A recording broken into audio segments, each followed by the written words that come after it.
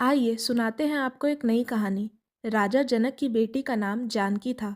जानकी बहुत ही चंचल, बुद्धिमान और दयालु थी। वह पूरे महल में अपनी हंसी से खुशियां बिखेरती रहती थी। महल के बागों में तितलियों के पीछे भागना उन्हें बहुत पसंद था। रानी सुनैना अपनी बेटी जानकी को बहुत लाड़ प्यार से पाल रही थी। वे जानकी को अच्छे संस्कार और कहानियां सुनाया करती थी। जानकी भी अपनी माता की हर बात बड़े ध्यान से सुनती थी और हमेशा दूसरों की मदद के लिए तैयार रहती थी। राजा जनक के महल में भगवान शिव का एक विशाल और भारी धनुष रखा हुआ था। यह धनुष इतना भारी था कि इसे हिलाने के लिए 100 से भी अधिक बलवान पुरुषों की आवश्यकता पड़ती थी। इसे एक लोहे की भारी पेटी में संभाल कर रखा गया था। एक दिन नन्ही जानकी महल के उस कक्ष में गई जहां वह धनुष रखा था।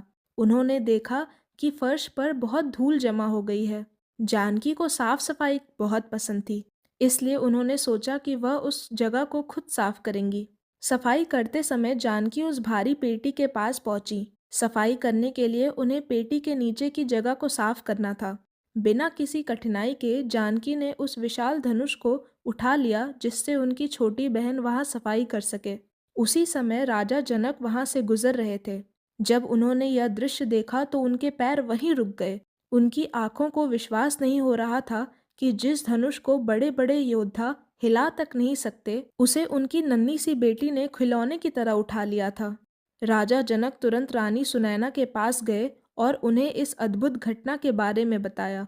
दोनों समझ गए कि उनकी पुत्री कोई साधारण बालिका नहीं, बल्कि साक्षात शक्ति का रूप है।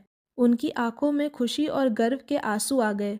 राजा जनक ने उसी क्षण यह निश्चय किया कि जानकी का विवाह केवल उसी वीर से होगा जो इस धनुष पर प्रत्यंचा चढ़ा पाएगा।